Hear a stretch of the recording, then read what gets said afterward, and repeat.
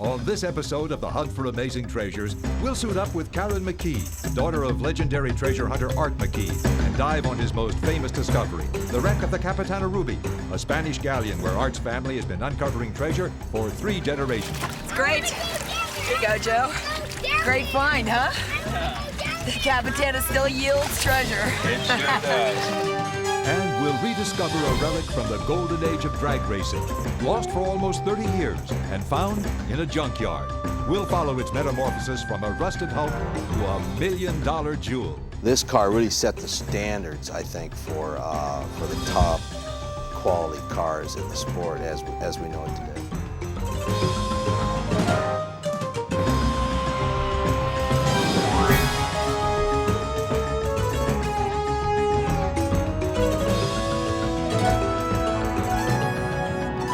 For Amazing Treasures, narrated by Mark Hamill.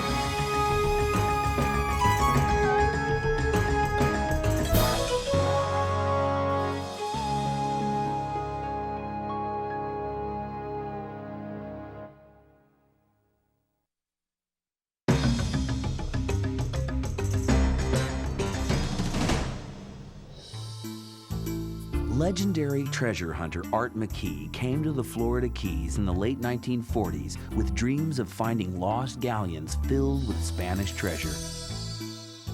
Art McKee was a true pioneer of treasure diving. He adapted or invented many of the tools of the trade that are still in use today. Before he died in 1980, Art lived his dream and found his treasure. One that is still mined by his family, who dived these waters, discovering treasure on wrecks Art found more than 50 years ago. My father constructed this treasure museum to house the artifacts and the treasures recovered from the 1733 galleons off the Florida Keys. He also constructed the tower so that he could look through these ranges and see the different shipwrecks that were lost. And this is the San Jose, this range. And then you have the El Infante. And this is the Almirante of the fleet, lost in 1733, the Capitana Rubi. The Capitana Rubi was Art McKee's greatest find. A Spanish galleon laden with treasure whose value has been estimated at well over $100 million. Today, we're heading out to the site of the Capitana Rubi with Karen McKee and her friend and fellow treasure hunter, Captain Joe Kimball. In the early 1950s, Art McKee started diving the Capitana. He found lots of silver bars, lots of gold coins, lots of silver coins. The late Art McKee was touched by the spirit of Spanish treasure, as this documentary from the early 50s illustrates. When diving this site, he'd strap on the dangerous tools of the trade, clumsy weight boots, and his brass helmet, which alone weighed more than 70 pounds. The lure of the Capitana Rubi's riches always outweighed the risk. Art is working in 40 feet of water. It's a little murky down here today, but Art knows there's an old wreck near here somewhere. He spotted the signs from the surface. And here is probably the best indication, an old cannon. It's a big one. That means it came from a large galleon. That galleon was the Capitana Rubi. On July 13, 1733, a flotilla of 21 ships set sail from Havana Harbor in Cuba bound for Spain. The Rubi was the lead ship of the fleet, and the lead ship was always designated the Capitana. And she carried the bulk of the flotilla's treasure. The Capitana Rubi was loaded to the gunwales with riches gathered from the New World. On board were hundreds of millions of dollars in silver, gold, and precious gems mined in Colombia and Peru. On the second day, the crew spotted the Florida Keys. By evening, the wind had swung around to the south at hurricane force. By sunup the following morning, most of the 21 ships were wrecked and scattered along the Florida Keys.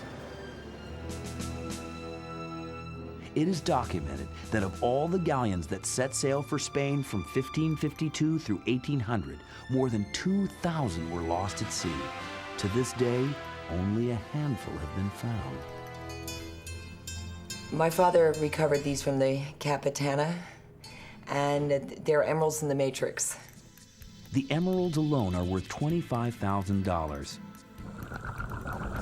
Since 1950, when McKee found the Capitana, the ocean has repaid his labors 1,000 times over. Silver bars worth $25,000 apiece. Silver and gold coins, each worth thousands of dollars. Small, delicately carved figures, jewelry, religious icons, and medallions, each with its own history and price tag. And a jewel-encrusted gold pendant that has been valued at $500,000. The wonderful story about the Capitana is how a treasure wreck can live for so long. We're still finding treasure on it. The Capitana Ruby is one of the richest wrecks ever discovered in the Florida Keys, along the dotted shoreline littered with shipwrecks known as Galleon Alley. Armed with today's modern equipment and her father's spirit of adventure, Karen McKee is one of Florida's best treasure hunters. Her favorite site, for sentimental reasons, is the Capitana Ruby, where in just the last 5 years alone, over $600,000 worth of treasure has been found. The remains of the Capitana Ruby and the rest of her rich cargo still lie scattered below the clear Caribbean waters, 3 miles offshore. You're in about 21 feet of water, and then you've got, of course, got 11 feet of sand over the wreck site itself. So there's a lot of dusting to be done. Blowing, or dusting, clears the layers of sand off the wreck. After lowering this apparatus called a mailbox, they run the engines. Here we go! And deflect the propeller wash downward. It blows a hole in the sand, revealing the shipwreck below.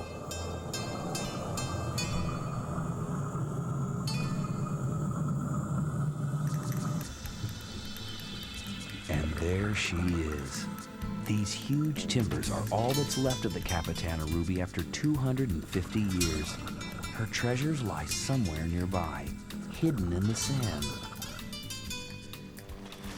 Joe Kimball, Robert Little, and Karen go down with metal detectors and hope. Will the Capitana Ruby have any gifts for them today?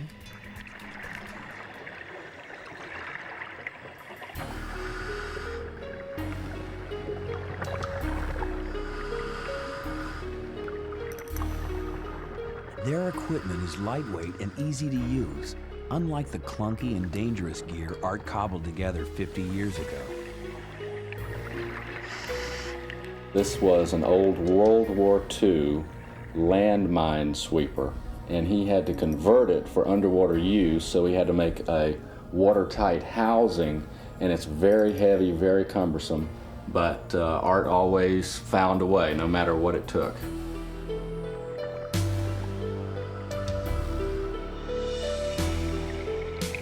Joe gets a signal from his metal detector. What looks like a charred piece of scrap could be more significant. It looks to be the blade of a knife. I don't know, Joe, you think this is big enough to have been part of a sword? Almost for sure that's part of a knife blade. And I say knife rather than a sword blade because it may be a dagger or something. But anyway, that's not a valuable artifact, but it just lets you know that we're in the right place. And it's a special place for the McKee family. Today, Art's grandson Terry is going for his first dive with the tank. All right. Watch us very closely. When I was about 9 years old, my dad put me over. And Terry's 7, almost 8 years old. It's a frightening feeling. But you know, when his fins hit that sand, it was an incredible feeling. It's like, okay, you know, here's the next generation. As Terry straddles these timbers, he becomes the third generation of McKees to reach into history on the great Spanish galleon Capitana Ruby. A young boy with his grandfather's dream of treasure, and he's one step closer to finding it. When Terry is old enough, he'll return to this spot and search for the millions of dollars worth of booty that are still out there, buried on the ocean floor. This is real treasure, a bar of solid silver. When Art discovered this spot, the Capitana Ruby's treasure lay right before his eyes, just there for the taking. But time has shifted the sands, making the Capitana Ruby's treasure harder to find.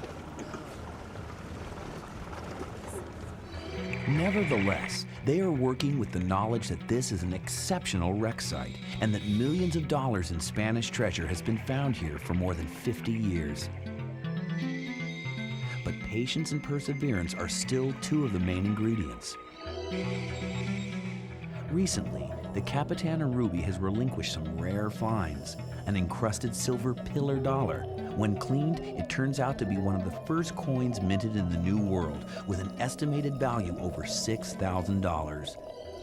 And an always elusive Spanish gold coin. This is a one escudo that was found on the Capitana, and it's a very rare coin. Very few escudos were found. It has a perfect shield on it. And I sold it for $5,000, and it just sparkles through the sand. There's nothing like being down on the bottom and picking up coins and artifacts, and people can hear you screaming on the boat from the bottom.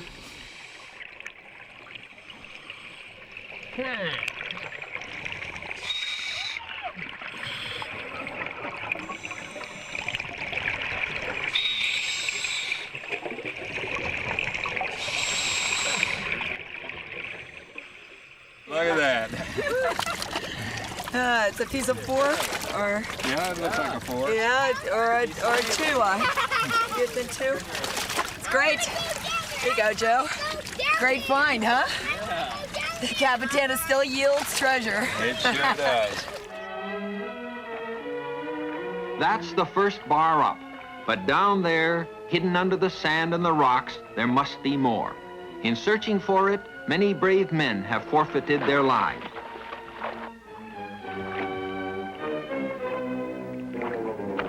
So far, Art McKee has been lucky.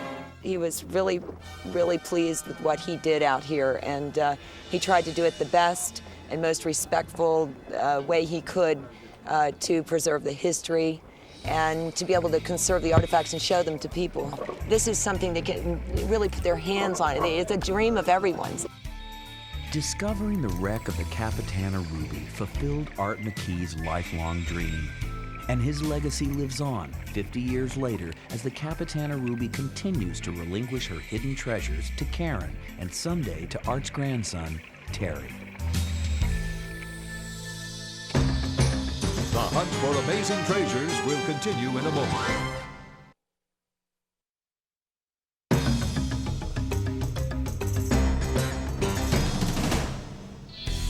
Treasure comes in all shapes and sizes, from gold coins and precious jewels to items that won't quite fit in your jewelry box. Rare automobiles are a perfect example. That old Cadillac or Roadster stashed in the garage can be worth a staggering sum. Some rare classics can fetch millions. Collecting cars has become a worldwide passion for those with expensive tastes. The rarer the car, the more it's worth. Some people collect art. We collect automobiles, and they're more than just an automobile to us. They're more than just an object.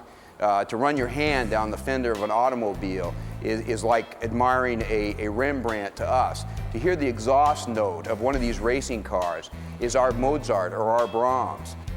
Part of the fun is the hunt for the valuable rare automobile, and we have a lot of fun with that. One of the rarest breeds a collector can search for is race cars. One-of-a-kind autos built for speed and rich with history. And the king of race cars is the top fuel dragster. These cars are worth a fortune, if you can find one. Monday, Tuesday, Wednesday, Thursday, Friday, Saturday, Sunday at Race Place 73. Anyone familiar with drag racing knows the roar and thunder of these huge machines.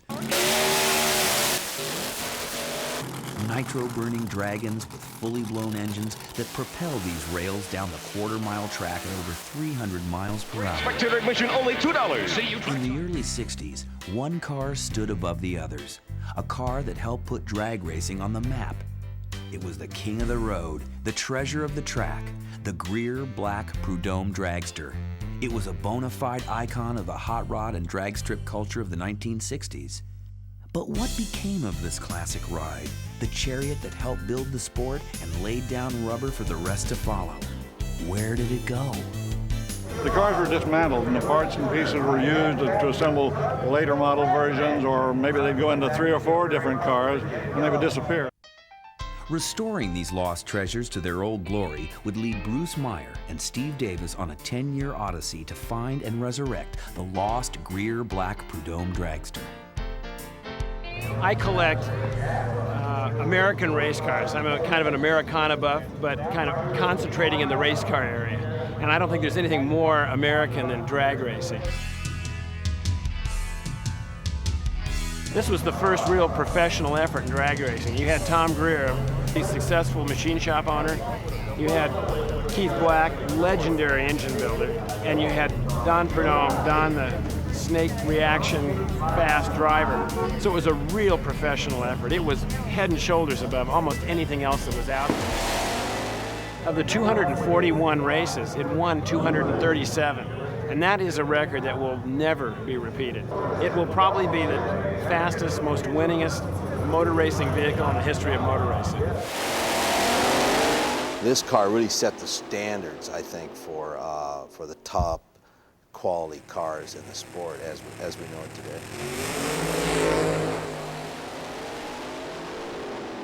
It was the best, simply the best.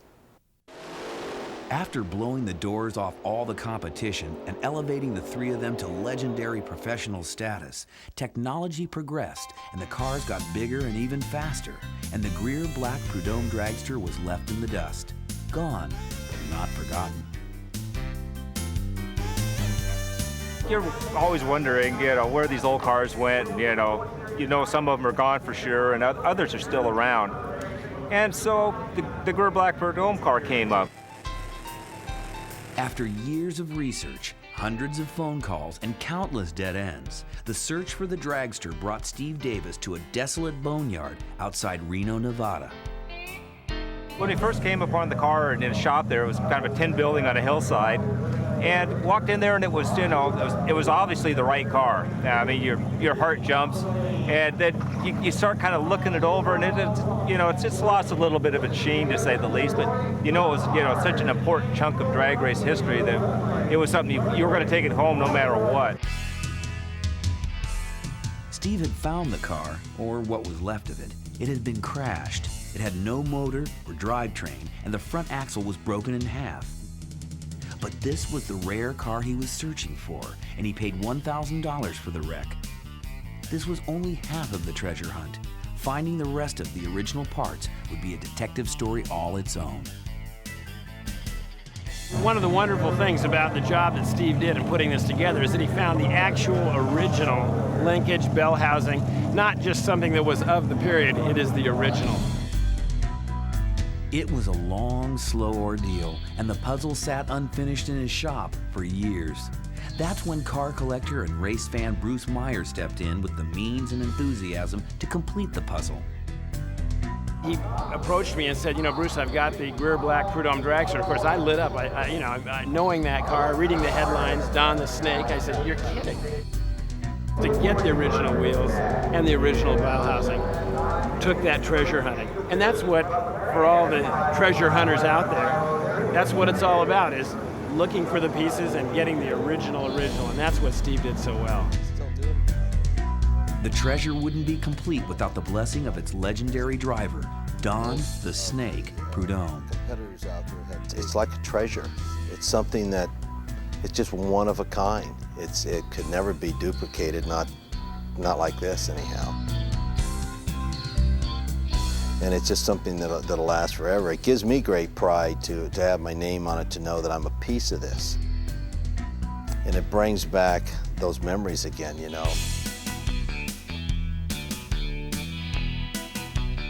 1963 was about the time that it's all came together. When that thing came out, it just laid him in the cheap seats, you know. Everybody just fell out of the stands when they looked at this car. The car changed colors over the years from its original red-orange to the show-stopping hot yellow that it's painted today. That's how it all went, man. Those were fun days. I can only imagine how it was in 1962, having a record run at one of the famous California dragsters. The Greer Black Prudhomme Dragster.